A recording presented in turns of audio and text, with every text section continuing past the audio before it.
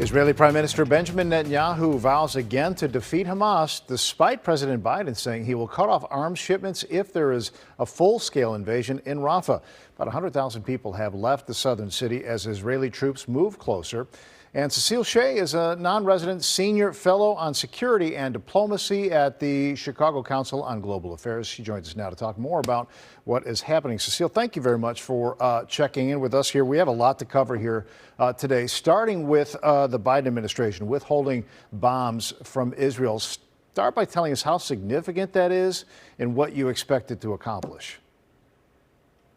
So, in all of the history of U.S.-Israel relations since 1948, I don't believe there has ever been a time where the U.S. has been this public in its criticism and pressure on Israel. And it's a sign of two things. It's a sign of how frustrated the Biden administration is, both about the humanitarian situation in Gaza, but also about Israel's long-term security. And Israel is damaging its role in the region, the chances for long-term peace with the Palestinians. And as we've seen, is also leading to levels of anti-Semitism in the street that have not been seen in the U.S. or in Europe for many, many years. So clearly the Biden administration is frustrated and has decided it needs to go public with its pressure, because its very strong private pressure since December has not been effective. And again, this is the first time that I can remember in the history of U.S.-Israel relations where Israel has been this resistant to accommodating U.S. desires, because Israel has always realized that it is deeply dependent on the U.S. for its own security. What does it do to the war effort, and how does it impact Israel's ability to continue? So Israel has, first of all, its own weapons manufacturing capacity, and the Biden administration is not going to do anything that would genuinely endanger Israel's security. I mean, that's clear. Israel has a very advanced anti-missile defense program, which was from the U.S. The U.S. helps to maintain that program to this day.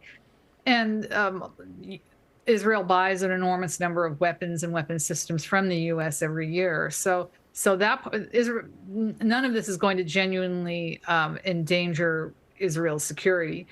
What the Biden administration is trying to do is send a message to Israel that the status quo is not acceptable. The suffering of the Gazan people, who, after all, asked for none of this. There are a small number of Hamas fighters and folks who participated in October 6th who genuinely deserve to be punished, but that's not who is being punished right now. It is women and children and innocent people. And so that's one concern. The other thing that the Biden administration is reminding Israel is that none of us lives in a vacuum.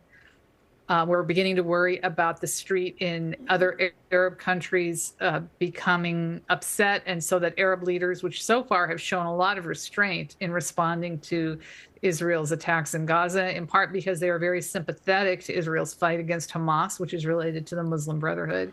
But even in those countries, patience is limited. And even if those countries don't really care about the Gazan people, and that is an accusation, they do care about maintaining their own power. The problem that the Biden administration is having with Israel is really twofold. One is Bibi Netanyahu has never wanted to see a Palestinian state. And the U.S. has had, officially or unofficially as its policy since the 70s, kind of semi-officially, and then since the 90s officially, that there should be a Palestinian state in Gaza and the West Bank. Just half a minute left here. So we are loggerheads on that.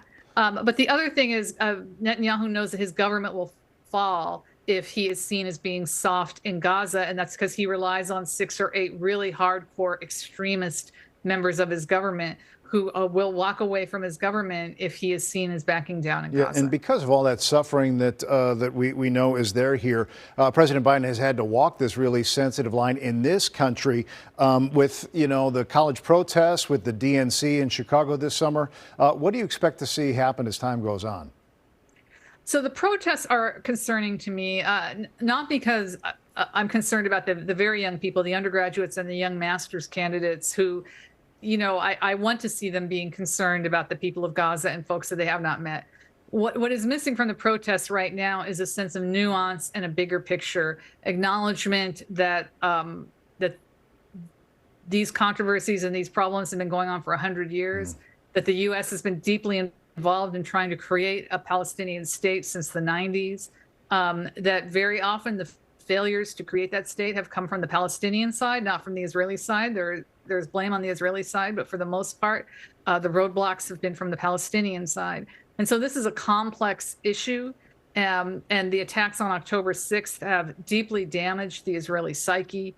Even the left there is really just still reeling from the pain of what happened on October 6th. Remember, most of the kibbutzes that were attacked were actually left-wing pro-peace kibbutzes.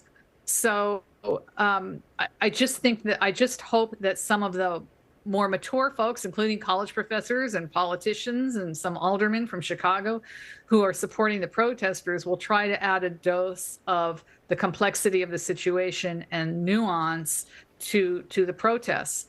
But yes, but I have to say, I don't think the Biden administration is walking this thin line for political reasons. I think that they are genuinely trying to do the right thing. I think they are concerned about the future of the Palestinian folks, about their current suffering, but also their future, but also about the future security of Israel and the way that this ongoing fighting and behavior is impacting the reputation of Israel in the region and in the rest of the world. World security. And at this point, yeah, I'm sorry, go ahead. Yeah, we're going to have to leave it there, but we really appreciate your insight. These are truly extraordinary times. Thank you for being with us. Cecile Shea with the Council on Global Affairs. Take care.